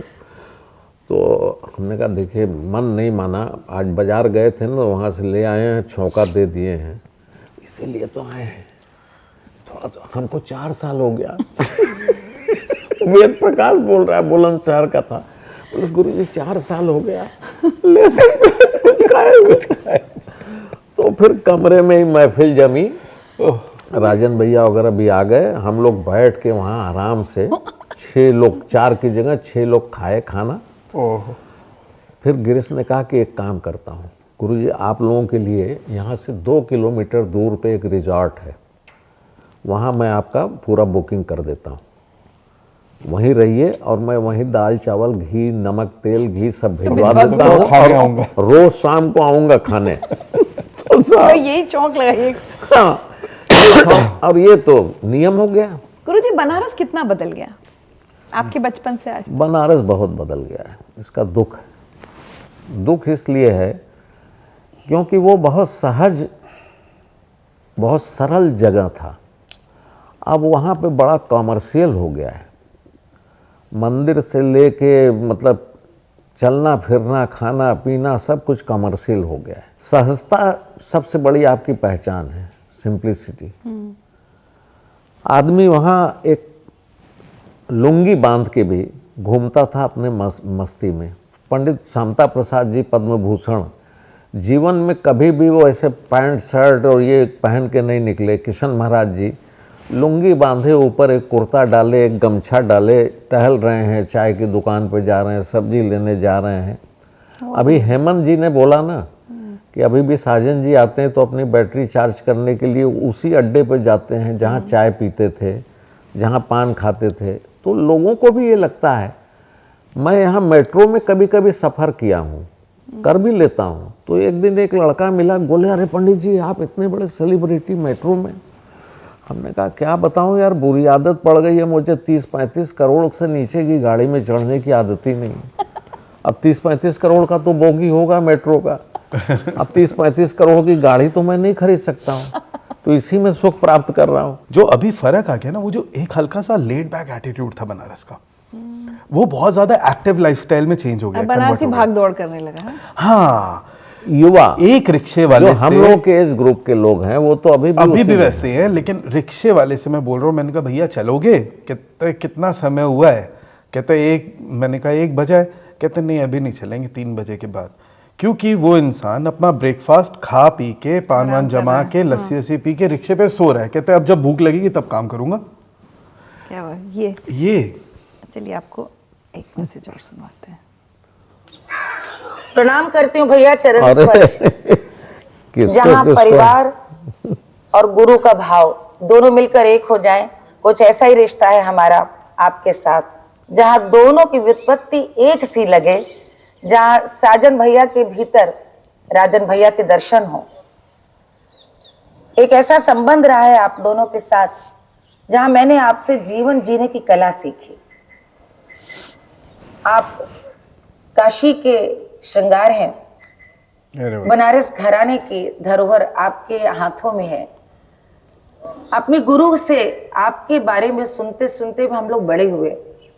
आपसे पूरब अंग की गायकी की कितनी बातें हमने सीखी और सुनी, लेकिन उसके साथ साथ जाना कि किस तरह से संसार को अपने भीतर समेटते हैं, किस तरह से कलाकार मंच पर वही प्रस्तुत करता है जो वो भीतर से होता है। आपसे मैंने सीखा कि जीवन के सभी रसों को अपने भीतर समेट कर जब हृदय से स्वर निकलता है तो वह स्वर बनारसी क्यों होता है, क्योंकि उसमें बनारस के सभी रस और रंग समाहित होते हैं। आपसे सीखा कि अपने से छोटों को कैसे आगे बढ़ाया जाता है, कैसे सम्मान दिया जाता है। आज भी किसी भी राग का स्वरूप जानना हो तो मैं YouTube पे सबसे पहले आप ही लोगों को सुनती हूँ। ये देखना अत्यंत सुखद है जिस तरह से स्वरांश ने धीरे धीरे वो स्थान प्राप्त कर लिया है। स्वरांश ने जितनी गंभीरता से इस गंभीर दायित्व को समझा है, अपनी उस परंपरा का वाहन जिस कौशल के साथ किया है, ये मुझे लगता है राजन भैया का भी आशीर्वाद है उनके साथ, और आपकी पूरी अद्वितीय गुरु परंपरा का आशीर्वाद है। साजन भैया आप स्वस्थ रहें, सदा ऐसे गाते रहे, ऐसे मुस्कुराते रहें, ऐसे बनारस के किस्से हम लोगों को सुनाते रहे। इसी तरह व्यस्तता में विनोद के क्षण निकालकर हमें भी सिखाते रहे कि जीवन जीने की कला यही है। हंसते रहो, मुस्कुराते रहो, प्रेम बांटते रहो। सुर सदा बनारस से आपके स्वर से सजता रहे। प्रणाम करती हूँ भाई। अरे अभी तक की सारी बातों का कंक्लूजन मैं इसीलिए ये चलाया अभी कि जब बनारस की बातें हो गई। मतलब इन लोगों की बातें सुन के मतलब मन भाव से भर जा रहा है कि कितना प्यार करते हैं ये लोग, और मैं भी हृदय से प्यार करता हूँ। अभी मालिनी जी अमेरिका हम लोग साथ में थे, वहाँ इतना अच्छा गाई, तो मेरा मतलब पेमेंट भी नहीं वहाँ हुआ था, तो मेरे पास में इंडियन करेंसी था, तो इंडियन करेंसी निकाल के उनको इनाम दिया 1000। तो बोले अरे अरे भैया ये क्या कर रहे हैं। हम बोले कि आज इतना तबीयत से गाई हैं क्या बात। कि मेरा तबीयत खुश हो गया, ये बड़े भाई का एक आशीर्वाद है, इसको रखिए। तो तबला वाले हारमोनियम वाले भी थे, विनय हारमोनियम में था, समर भाई तबले, बोले हम लोगों का। तो हम बोले भैया अब भैया 500-500 तुम लोग भी ले लो। तो ये सहजता मन हो गया कि नहीं, अब मुझे बड़ा अच्छा लगता है अपने से जो जूनियर बच्चे हैं, रितेश रजनीश को कितनी बार मैं इनाम दिया, इनको दिया। अभी अभय रुस्तम बहुत अच्छा बजाया है, कई बार अमान यान को भी ऐसे ही मैंने चोरी से, हमने कहा यार ये रखो आशीर्वाद है, बादाम खाना। अरे बादाम तो खुद ही उनके यहाँ कोई कमी नहीं है, लेकिन बड़ों का आशीर्वाद, बड़ों का आशीर्वाद है। और मेरे पिताजी इसी तरीके से आशीर्वाद दिया करते थे। गुरुजी एक दो आपके और दूसरे इंटरव्यूज देख रही थी मैं अपनी रिसर्च के लिए, तो मुझे लगता है कि एक पहलू बहुत बार ना छूट जाता है, और जो कि मेरा मानना है कि बहुत इंपॉर्टेंट पहलू है। हम लोग सभी कहते हैं कि देखो भाई 5 दशक से ज़्यादा दोनों भाइयों ने कितने प्यार से एक साथ परफॉर्म किया, ये किया वो किया। हम भूल जाते हैं उन 2 महिलाओं को जिन्होंने कि दोनों भाई साथ बने रहे। हम कितने घरों में देखते हैं लड़ाई झगड़े हो गए, देवरानी जेठानी की नहीं बन रही है, भाई अलग हो गए, है ना। कितनी बड़ी ताकत आप दोनों की पत्नी, और इस पर मैंने कहीं बात नहीं सुनी।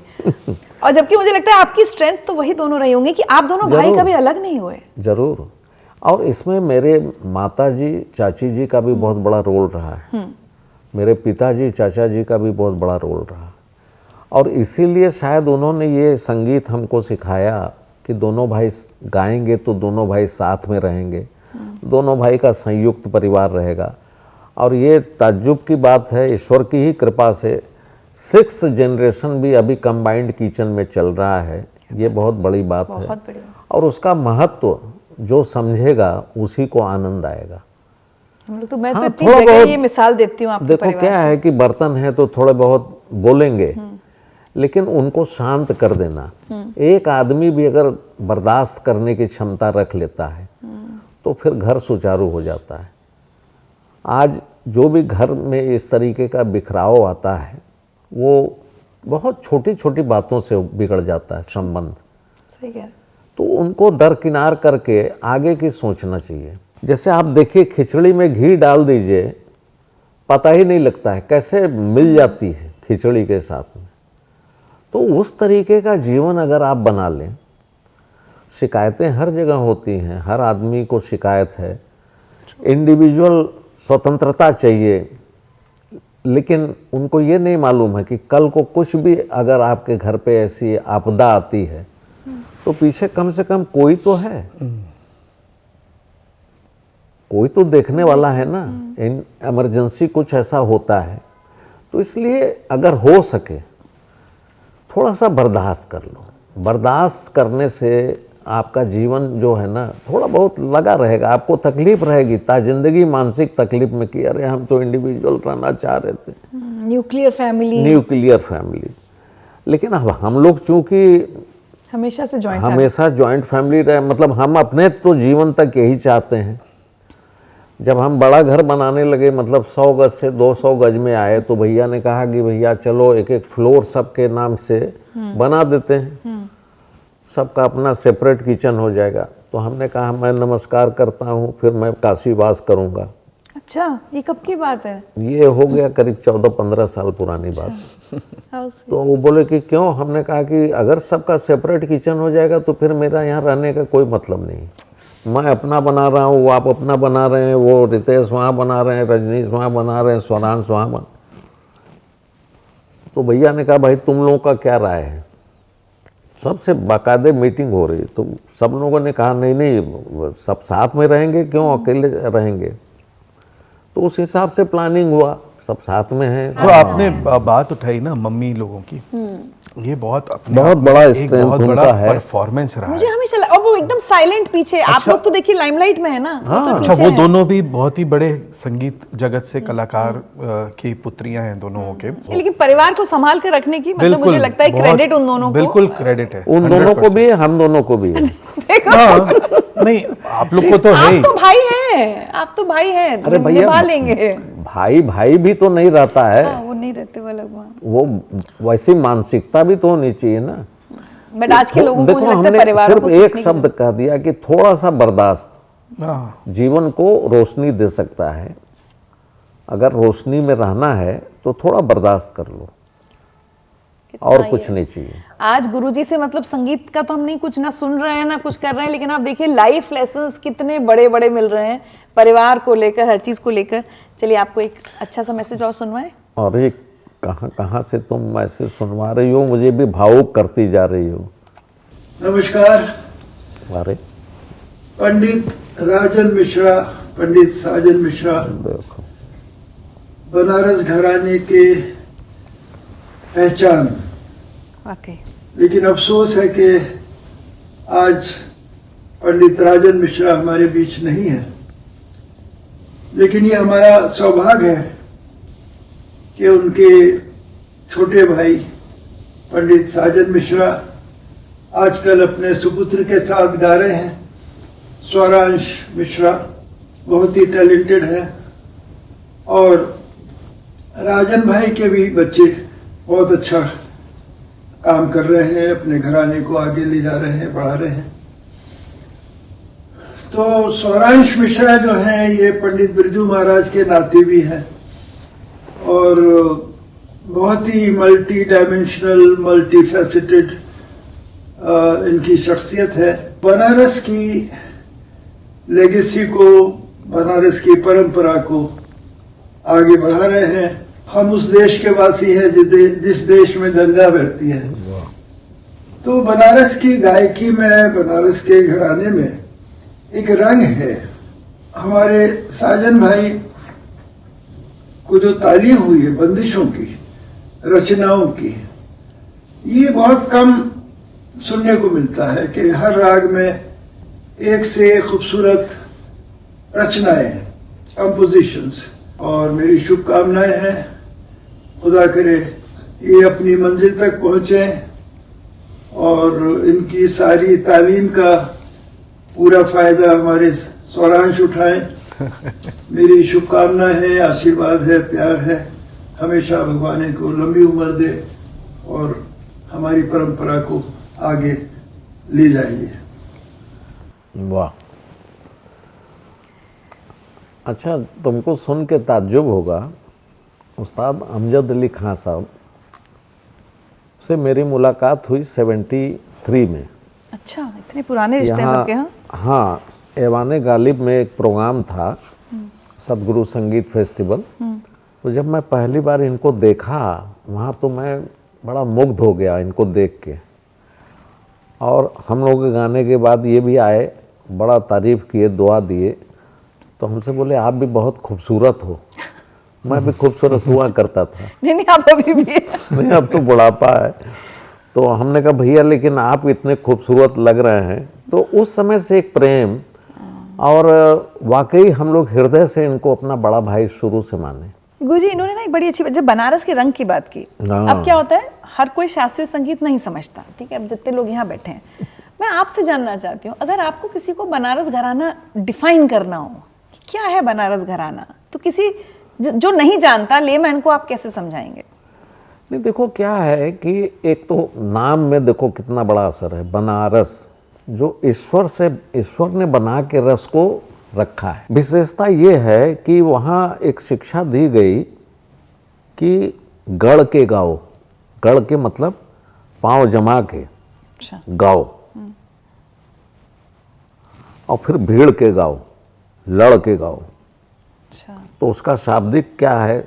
गड़ंत, लड़ंत, उड़ंत। आप थोड़ा सा गा के कुछ इस तरह से नहीं, अब जैसे कि जिन के मन राम बिरा, अब ये गड़ गए हैं। अब इसमें एक ताल का विलंबित, एक ताल का ठेका लग रहा है। जिन के मन राम बिरा। अब गुरु की तालीम ये है कि अगर शब्द में जिनके मन राम विराजे, तो कोशिश तो करो कि उस राम को अपने हृदय में विराजने का। लोग क्या करते हैं कि शब्द गाते हैं, उसको फीलिंग नहीं करते हैं। तो ये बनारस का देन है कि फील करके गाओ, शब्द को जीने का कोशिश करो। लड़ के गाओ, मग रोकत सो ढीठ लंगरवा, रोकत सो ढीठ लंगरवा, सागा मद धमग सागा मद नि धमग मद निसा निसा मग रो। अब तबले वाले के साथ थोड़ा नोक झोंक हो रहा है। उड़न, मग रोकत सो ढीठ लंगरवा, मग रोकत सो ढीठ ढेर मग रोकत सो ढीठ लंग। तो इस तरीके से उसको विजन करके हम लोगों को सिखाया गया। और बनारस का सबसे बड़ी विशेषता ये थी कि चारों पट की गायकी, चारों पट की गायकी उसको बोलते हैं जहाँ जो छंद, प्रबंध, निबंध, ध्रुपद, धम्मार, ख्याल, टप्पा, ठुमरी, कजरी, गजल, भजन। मेरे तो दादा गुरु जो थे वो तो गजल, भजन, कव्वाली, बिरहा सब सीखा उन्होंने, इतना सारा। तो उसमें से हम लोगों को जो भी चीज़ें मिली, जैसे हम लोग भजन भी गाते हैं। आज से 50 साल पहले बनारस घराने को सिर्फ ठुमरी की गायकी मानी जाती थी। तो राजन जी ने एक निर्णय लिया कि हम ठुमरी नहीं गाएंगे, अच्छा, ख्याल को स्थापित करेंगे।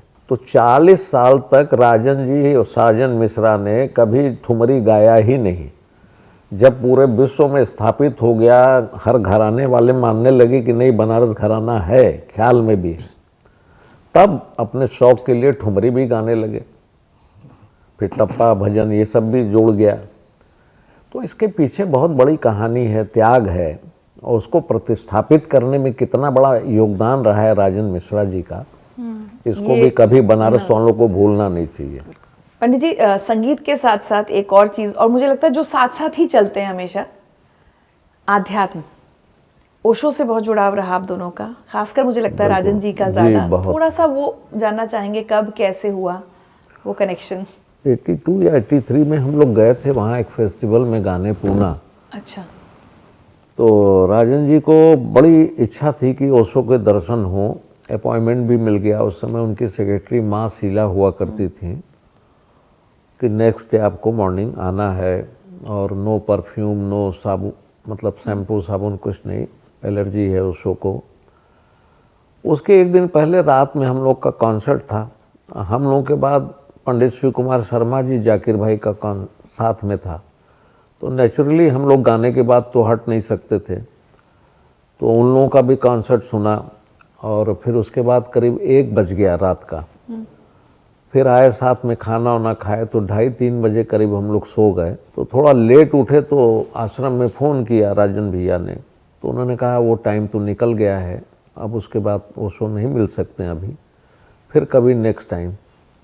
तो उसका बड़ा मलाल था, लेकिन ओशो को बहुत ही श्रद्धा के साथ भैया उनको एज ए गुरु, आध्यात्मिक गुरु मानते थे। अब मेरे आध्यात्मिक गुरु मैं अपने पिता को मानता हूँ कि जितनी बातें ओशो ने कही, जो बाद में हमने पढ़ी या सुनी, वो बातें हमारे पिताजी हमको बचपन में ही सिखा दिए थे। बहुत सारी ऐसी बातें जो कि ओशो बोले तो लगा अरे ये तो पिताजी भी बोलते थे ऐसे ही। भाषा में फर्क हो सकता है। तो मैं ओशो को मैं भी चाहता हूँ, और ओशो के 2-4 कही हुई बातें को मैंने अपने जीवन का एक मन का बना लिया कि भैया इस तरीके का सच्चाई। जैसे कोई जो देखो क्या है कि समस्या में तुम स्वयं हो, समस्या के जड़ में तुम स्वयं हो। ओशो बोलते हैं कि अगर तुम समस्याग्रस्त हो और कभी कभी बहुत परेशान हो कि अरे यार इस समस्या का समाधान, तो बोले ध्यान से देखोगे तो समस्या पैदा भी तुम ही ने किया था और समाधान तुम ही कर सकते हो, दूसरा तो आएगा नहीं करने के लिए। तो समस्या खुद पैदा करके खुद समाधान भी ढूंढो, मिल जाएगा।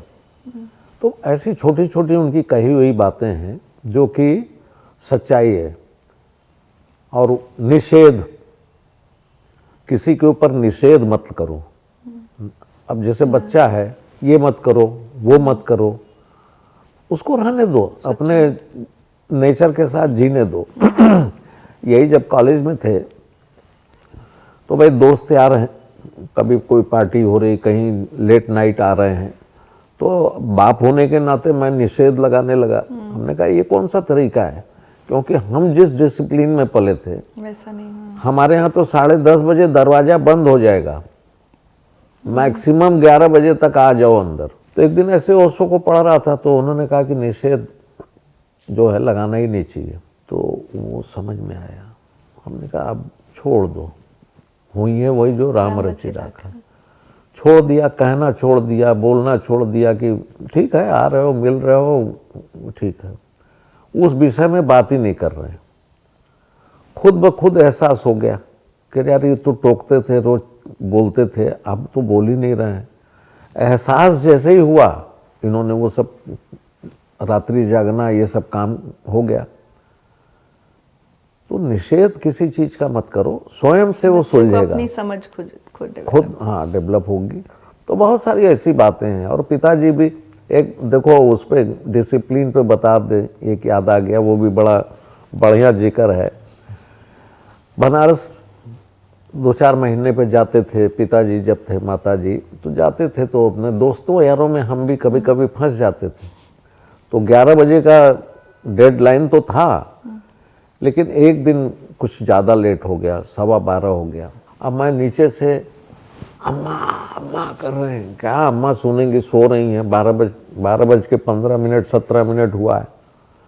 अब अम्मा अम्मा अम्मा अम्मा थोड़ा सा ऐसे निकल गया। पिताजी कौन है? तो हम बोले हम हैं। आए, अरे यार आ गए, आओ आओ आओ, दरवाज़ा खोल दी। कितना बजा है? उनका 10:55 हुआ है। अब बजा हुआ 12:15, 10:55 हुआ। अच्छा अच्छा, खाना वाना? हम कहे हाँ। अच्छा, हम गए हैं दूसरे के यहाँ, बता रहे एक शरीफ आदमी का घर का। हमने कहा सुधीर भैया के यहाँ गए, तो हमारे बड़े भाई भी हैं, मित्र भी हैं। अच्छा, सुधीर बाबू के यहाँ गए थे? अच्छा अच्छा, बंगला खाना खाया? हम बोले हाँ बंगला खाना खाए, खा के कुछ और आ रहे हैं। झूठ बोल, अच्छा जाओ जाओ सो जाओ। चले गए सोने। फिर शाम को अपना ऊपर से फिर तैयार होकर निकलने लगे, तो कुर्सी पे बैठे ऐसे बोल रहे हैं, इधर आओ। मुझे बोले ये धर्मशाला नहीं है कि यहाँ आए, नहाए, खाए, सोए, गए। ये अपना नाम लेके बोल रहे हैं, हनुमान मिश्रा का घर है। यहाँ रहना है तो यहाँ के डिसिप्लिन में रहो, गाना गाओ या तो गाना सुनो, और अगर यही करना है कि 12 बजे रात को आ रहे हो, बता रहे हो 10:55, क्या मैं मूर्ख हूं? आप तो मेरे पसीने जो है ना, पीछे से उतर के नीचे तक पसीने ही पसीना। बोले यहाँ रहना है तो गाना गाओ बजाओ, तब तो रहो, नहीं तो निकल जाओ दिल्ली, यहाँ रहने की ज़रूरत नहीं। जैसे कोई गीला करके मारा हो ना।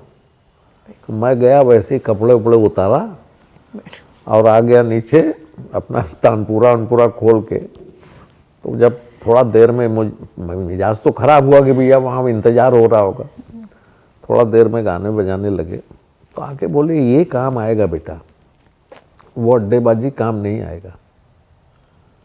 तो ऐसे सीख में, ऐसे डिसिप्लिन, आज हम किसी को नहीं बोल सकते हैं इस तरीके से कि नहीं जरा कपड़ा उतार के बैठ जाओ तनपुरा लेके, समय नहीं है।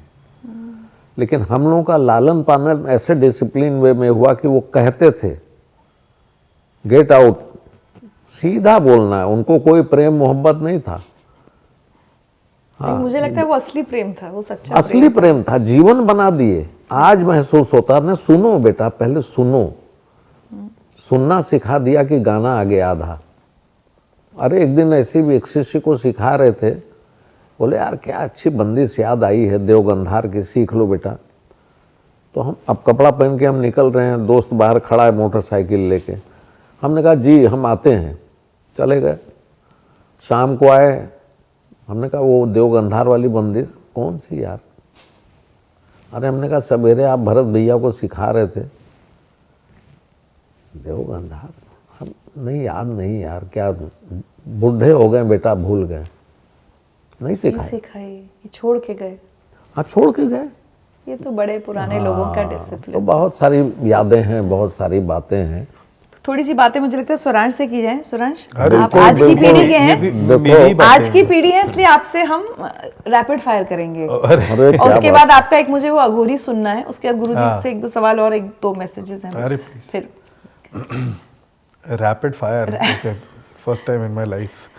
प्योर क्लासिकल या fusion? Pure classical. Sajan ji से गुरु या पिता किस रूप में ज्यादा डर लगता है?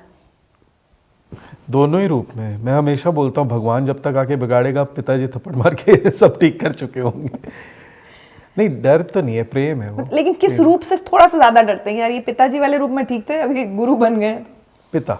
पिता से ज्यादा डर लगता है? हाँ। अच्छा, फेवरेट राग एंड व्हाई? फेवरेट राग एंड वाई? और थोड़ा सा गुनगुना के सुनो, मतलब। मैं सबसे ज़्यादा मालकौंस गाया, तो मैं मालकौंस को ही अपना फेवरेट बना के रखता हूँ। और उसमें हरि जी का, पंडित जी का बहुत बड़ा रोल है, क्योंकि उनका एक मालकौंस की रिकॉर्डिंग है जिसमें उन्होंने आलाप बजाया है, और वो मेरा फेवरेट रहा है मैक्सिमम।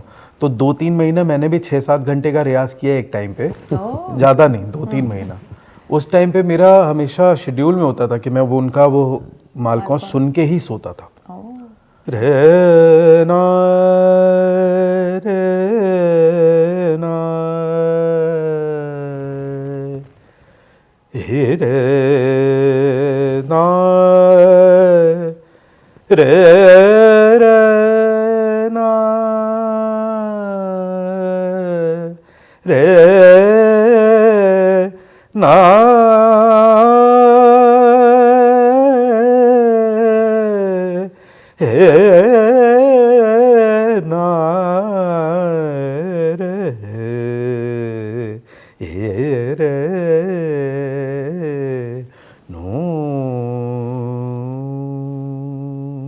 राजन साजन मिश्रा दोनों के साथ का अगर मैं एक कहूंगी, तो इनसे आपने मोस्ट इंपॉर्टेंट लाइफ लेसन क्या सीखा है? ओ दोस्ती, खुलापन, और सबसे ज़्यादा कि मतलब उसकी वजह से मेरा फियर ख़त्म हो गया। क्योंकि हमेशा ये होता था कि तुम मेरे सामने वो सारी बातें कह जाओ, अगर मुझे ठीक करना होगा तो यहीं ठीक कर दूंगा, बशर्ते कि पड़ोसी आके तुम्हें ठीक करे और बुरा लगे। तो कभी रोका ही नहीं इन लोगों ने मुझे किसी भी विषय पे बात करने के लिए, चाहे वो गर्लफ्रेंड हो, बॉयफ्रेंड हो, पार्टीज हो, कुछ भी हो, कैसी भी बात हो, निर्लज बातें हो, कैसी भी, उन्होंने कभी भी नहीं रोका। Lesson from Nana Birju Maharaj ji. Oh beautiful lesson, सबसे बड़ा लेसन, बहुत खूबसूरत लेसन। ये तो मेरे पास एकदम मैन्युफैक्चर्ड है। तो मैंने उनको एक दिन जाके बोला कि मुझे ना तिहाइयाँ बनाने का बड़ा शौक है, तो मुझे कुछ तो आप कुछ पुड़िया दीजिए कि जिसकी वजह से मैं तिहाई बना सकूं। वो चाहते तो वो दे देते। वो बोल क्या रहे हैं कि देखो बेटा, लय जो है ना सागर है, और सागर जो है ये सबसे मतलब ये पूरे नेचर का ही एक किस्म से वो टेम्पो है। इस सागर की लहर में जब तुम कूदोगे और लहर के साथ चलोगे तो किनारे पे पहुंच ही जाओगे।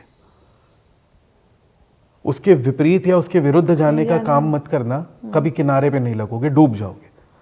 तो मैंने कहा कुछ तो बता दीजिए कि अगर चौथे मात्रा से पांचवा, कहते नहीं वो अपने आप आ जाएगा तुमको, जबकि वो चाहते तो दे देते, सब दे देते हैं। हाँ, लेकिन इस दोनों चीजें मैंने बड़े पिताजी से भी पूछी थी और नाना से भी पूछी, और दोनों ने मुझे बोला बस करते रहो। अब मैं थोड़ा टफ पूछ रही हूँ, चलो मन वृंदावन की ओर या जननी मैं न जियो बिन राम? ओह यार, ऐसे क्यों कर रही हैं आप मेरे साथ? इसीलिए तो रैपिड फायर का है। एक में तो वृंदावन जा रहे हैं, ट्रैवल हो रहा है, और दूसरे में माँ को याद कर रहे हैं। फिर इसमें भी क्या आपको क्या ज्यादा पसंद? If you have to choose one. एक माइनर एक मेजर है। ये सब नहीं करो, चूज वन। दोनों माइनर चुनना चाहिए। Choose one. ओके, जननी मैं चाहिए 100%। राजन साजन जी के अलावा फेवरेट क्लासिकल म्यूजिशियन? मुझे वेंकटेश जी का गाना बहुत पसंद है। आपके लिए बनारस क्या है? कि उनके लिए तो जन्मस्थली है, आपके लिए नहीं है, तो आपके लिए बनारस क्या है? मेरे लिए बनारस मेरे पिताजी लोग ही हैं। और सबसे अच्छी बात ये है, ये बात मैंने बोला था पापा को, कि आज भी मैं जाता हूँ बनारस और मैं देख रहा हूँ कि यंगस्टर्स जो है ना वो पैर छूने की सभ्यता तक भूल चुके हैं, और आप लोग वहाँ से ला के यहाँ पे भी हमें उसकी सही सभ्यता में कैसे जोड़ के रखा हुआ है। क्या बात, वाह। उन्होंने कभी ये नहीं बोला कि बड़े हैं तो पैर छू, उन्होंने बोला कि बेटा तुम छुओगे तो हमको भी अच्छा मिलेगा, हम तुम्हें भी अच्छा देंगे। It's a rotation.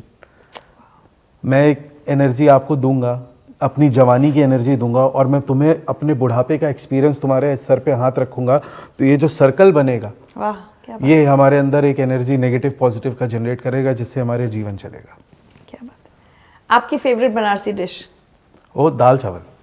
बट दाल चावल तो यूनिवर्सल हो गया, ठेठ बनारसी डिश। बनारस का पानी जो है ना, मैंने पापा को बोला कि एक काम करते हैं, वहां से सप्लाई मंगा लेते हैं, क्योंकि दाल तो वही बन रही है, लेकिन मुझे लग रहा है पानी में गड़बड़ी है। तो 10-12 लीटर घर में पानी रखा जाए कि बनारस का दाल खाने का मन करे तो वो पानी डाल। पानी डाल, ठीक है। राजन साजन की जोड़ी के लिए एक शब्द? तो अभी पहले ये बोलते थे ना, 2 body 1 soul, now it's 1 body 2 soul. क्या बात है।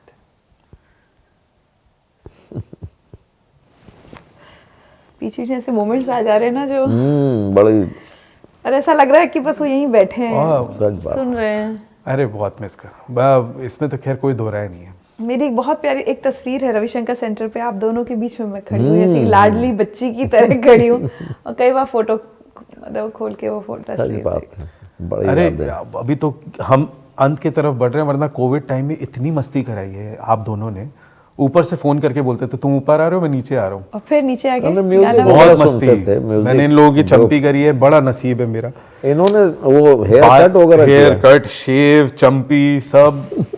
अच्छा, ऐसी बात नहीं, भैया लोग के साथ भी बहुत अच्छा रहा, लेकिन वो लोग थोड़ा सा हल्का शर्म लिहाज में ज्यादा पले बड़े। मैं बहुत छोटे बदमाशी होने की वजह से फायदा उठाया हाँ, ना। लडला। अच्छा, मेरे टाइम तक क्या हुआ कि बहुत बाहर ट्रैवल चालू हो गया, तो होराइजन बड़ा सोच का और बड़ा हो गया, वो मुझे बड़ा फल प्राप्त हुआ उस चीज का। तो अब मैं वापस वो एक मैसेजेस सुनाने, लेकिन मुझे तुम्हारा हमेशा से कि वो अघोरी बहुत पसंद है, तो वो एक गला कितना साथ देगा पता नहीं, मैं थोड़ा सुना नहीं, पूरा साथ देगा।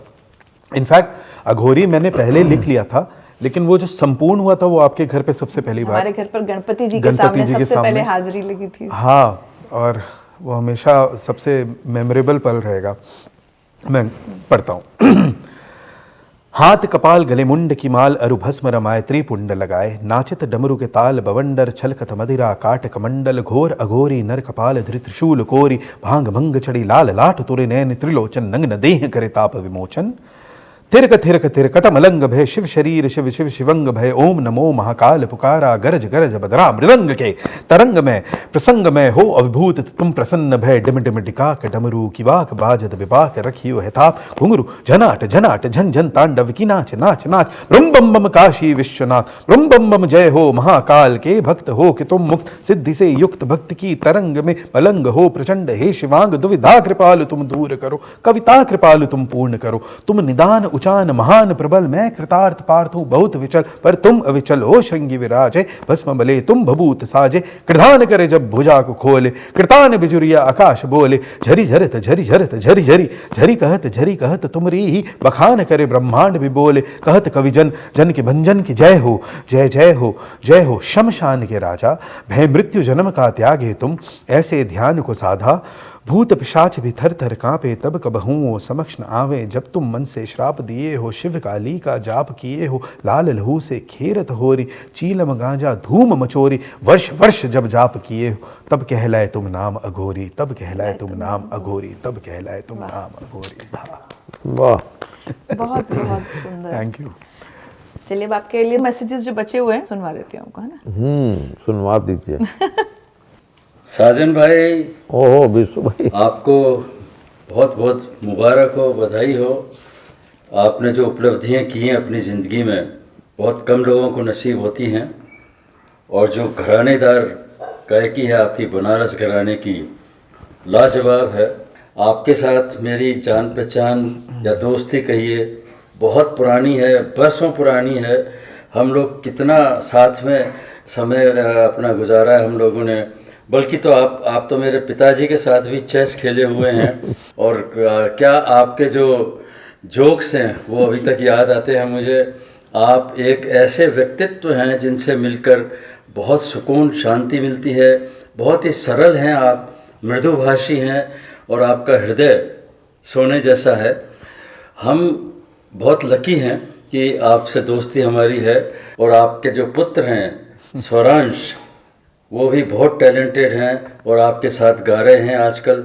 उनको भी मैं बहुत आशीर्वाद देता हूँ। उनका टैलेंट मैंने जब देखा, न केवल गाने में बल्कि कविता, और जो कविता उन्होंने लिखी है बिरजू महाराज जी के ऊपर, और जो उनकी जो साहित्य है उसका, उनका स्वरांश का, वो देखने लायक है। और बहुत बहुत आपको बधाई हो साजन भाई, नमस्कार। कमाल है। विशु भाई का प्रेम हम लोगों का 50 साल पुराना है। बहुत आशीर्वाद दिया था उन्होंने एक्चुअली। बहुत हमेशा से बहुत ही मृदुभाषी रहे हैं और गुणी कलाकार हैं। और इनके पिताजी माताजी सब लोग बड़े सहज लोग, तो उनसे हम लोगों का मतलब घरेलू संबंध जिसको कहा जाए कि अगर संगीत जगत में कोई घरेलू हैं तो वैसा करीब 50-55 साल से संबंध है। गुरु शिष्य का रिश्ता भी अभी बहुत बदला है आप लोगों के समय, जो आपके पिताजी के जो शिष्य हुआ करते होंगे, जो आपके शिष्य हैं, या आप जो रितेश अजीत जी के निश्चित रूप से जनरेशन का जो गैप है, जनरेशन का फर्क तो आता ही है, और वो दिखता भी है, दिखना भी चाहिए अपने से हिसाब से। अब हम लोगों की जो शिक्षा दीक्षा, जो जिस तरीके से लालन पालन हुआ, अभी के बच्चों का तो बिल्कुल ही डिफरेंट एटमॉस्फेयर में उनका एजुकेशन हो रहा है, उनका रहना खाना पीना, और इतना ज़्यादा ये इंस्टाग्राम तो फेसबुक तो मतलब दुनिया भर से ये लोग जुड़ गए ना। हम लोग थोड़े पिछड़े हुए लोग, हम तो अपने आप को पिछड़ा ही समझते हैं, क्योंकि इन सब चीज़ों से हम लोग उतने, अब हम बताया ना कि हमारे पिताजी को प्रेस से मतलब नहीं था कि फ़ोटो आपका छपा है, यहाँ आपका नाम हो रहा है, वहाँ। आजकल को सबको वॉच करना है कि मेरा नाम वहाँ चल रहा है कि नहीं, मेरा पोस्टर। अभी तक मेरा कभी भी तुम फेसबुक पे मुझे पोस्ट करते हुए नहीं देखोगे। जानता सब हूँ, देखता नहीं हूँ, करता नहीं हूँ, क्योंकि हम क्यों भीड़ के साथ दौड़े। हमें भीड़ से अलहदा रहना है। हमारा नाम थोड़ा सा कम होगा और क्या होगा। कम खाओ गम खाओ, चुप रहो पा जाओ। ये हमारी शिक्षा में ये शुरू से सम्मिलित किया गया है। तो ये शिक्षा अगर हमको बाल्यपन से मिल गया है तो हमें आनंद, यार आनंद लो ना। ऐसे ही भगवान आनंद दे रहा है। अरे सवेरे उठो तो कम से कम मुस्कुरा के तो उठो, ताकि दिन भर मुस्कुराते रहो।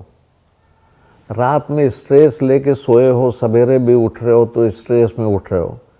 अरे प्रभु को धन्यवाद दो कि सवेरा कर दिया तुमको, फिर से नया दिन दिखा रहा है, तो उसको धन्यवाद दे के सो, धन्यवाद दे के उठो।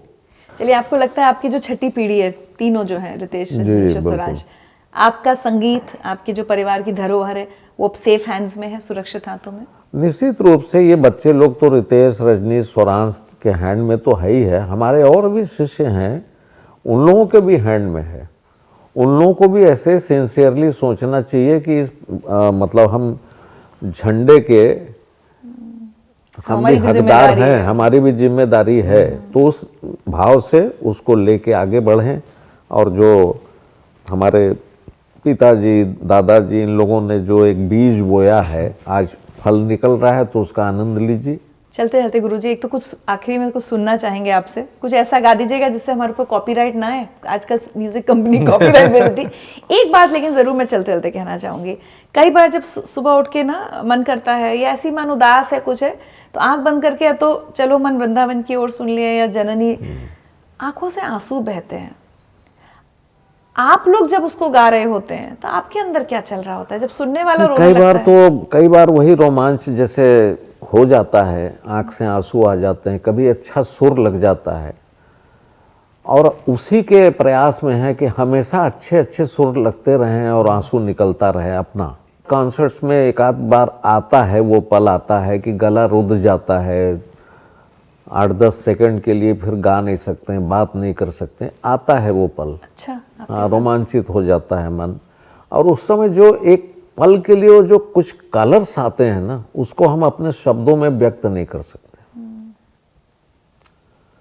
इतने कलर्स दिख जाएंगे उसी दौरान में, जैसे ही सुर लगेगा, तो आप स्वर को अनुभूति कर सकते हो, देख नहीं सकते हो। जैसे ईश्वर को नहीं देख सकते हो, अनुभूति कर सकते हो। तो ये दोनों ही एक ही हैं। ई लगा दीजिएगा तो ईश्वर दर्शन हो जाएगा, ई मिटा दीजिएगा, ईगो मिटा दीजिएगा, स्वर का दर्शन हो जाएगा। देखो, सबसे बड़ी बात तो ये है कि कंठ तो उसका दिया हुआ है ना, जो भी कर रहा है वही कर रहा है ना, तो उसके ऊपर छोड़ दो, एकदम अपने आप को ढीला छोड़ दो, ले जाएगा, लगवा देगा तो लगवा दिया। ये एक बहुत बड़ी आज अगर राजन गुरुजी यहाँ होते तो आपको क्या लगता है आखिर में वो क्या गाते, क्या गाने को आपसे कहते? अब कैसे कहा जाए, लेकिन एक भजन हमको भी बहुत पसंद है, चलो मन वृंदावन की ओर, हम सबको भी। तो वही सुना देता हूँ। ये क्या भाव है, क्या अच्छा लिखा है दास नारायण जी ने, कि चलो मन वृंदावन की ओर।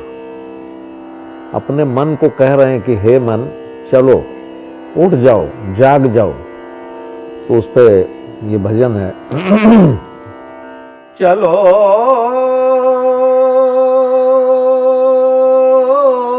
मन वृंदावन के ओर, प्रेम का रस जहाँ छलके है, प्रेम का रस जहाँ छलके है, कृष्ण नाम से भोर, चलो मन वृंदावन के ओर। प्रेम का रस जहाँ छलके हैं, प्रेम का रस जहाँ छलके हैं, कृष्ण नाम से भोर, चलो मन वृंदावन की ओर। क्या गुस्ताखी कर रही हूँ मैं। क्या बात। गुरुजी, बहुत अच्छा लगा आपसे और स्वरांश से बातें करके। Thank you. कुछ छोटे छोटे तोहफे हमारी तरफ से हम आपके लिए लेकर